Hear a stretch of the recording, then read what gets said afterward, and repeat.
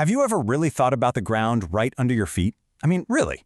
What's stopping our cities, our roads, pretty much everything we've built from just sinking or sliding away? It turns out there's an invisible battle of forces happening down there, 24/7. And the hero of that battle is something we almost never talk about, but it's one of the most critical forces in all of engineering. Today we're going to pull back the curtain on the unseen strength of soil. So here's our game plan. We'll start with what's actually going on in the ground beneath us. Then we'll get into this idea of stick versus slide. After that, we'll look at the breaking point, when things go wrong. We'll even peek inside the lab to see how engineers test for it. And finally, we'll see how all this lets us build the stable world we live in. Ready? Let's dig in. All right, first up, let's get a handle on what this unseen strength really is. Okay, the official term is shear strength. Now that sounds technical, but think of it like this. It's the soil's ability to resist being torn apart. It's the force that holds all the little particles together when they're being pushed and pulled in different directions.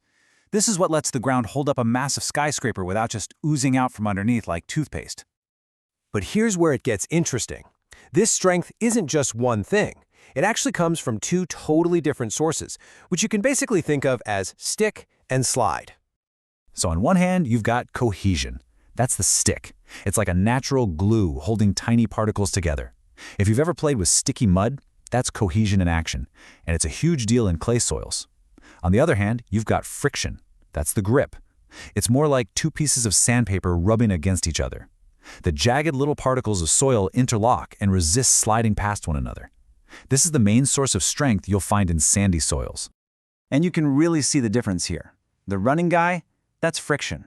The particles can kind of slide past each other, but that gritty interlocking grip keeps things from totally falling apart. But the guy who's tripping, that's what happens when cohesion fails. It's not a gradual slide. It's a sudden snap. The bonds just break.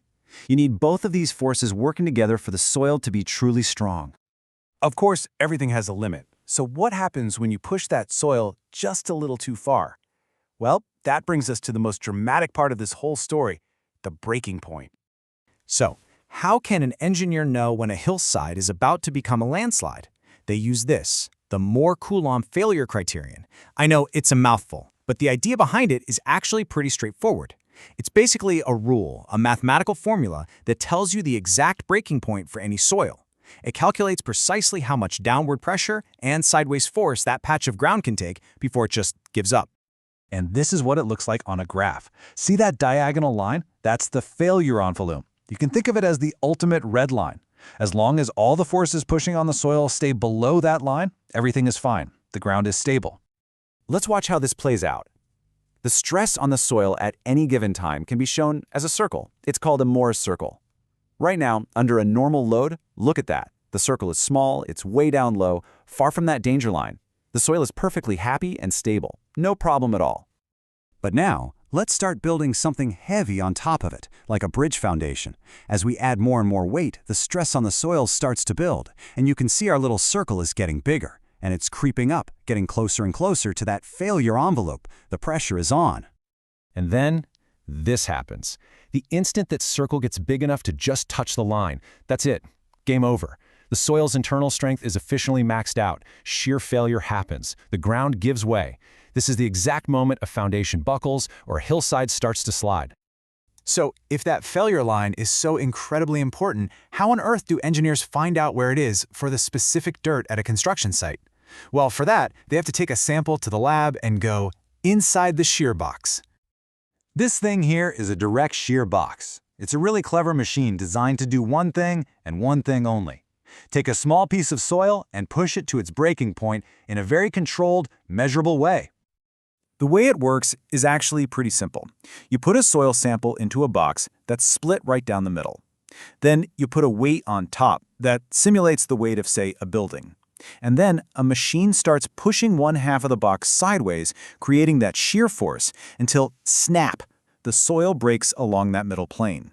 By measuring the forces right at that moment and doing it a few times with different weights, they can plot the exact points they need to draw that all-important failure envelope. Okay, so we've talked about the science, we've seen the test. Let's tie it all together and bring it back to the world we live in. This is our final section, building a stable world. So why does any of this really matter? Well, understanding soil shear strength is everything. It's not just some abstract science. It's the reason our world works. It's how we build foundations for skyscrapers and bridges that don't sink. It's what keeps massive dams holding back millions of gallons of water. It's how engineers can cut a road through a mountain and know the slope won't collapse. Every tunnel, every retaining wall, every effort to prevent a landslide, it all comes back to knowing the shear strength of the soil. It's an amazing thing to think about, isn't it? All of our greatest, most impressive structures are only as strong as the humble ground they stand on.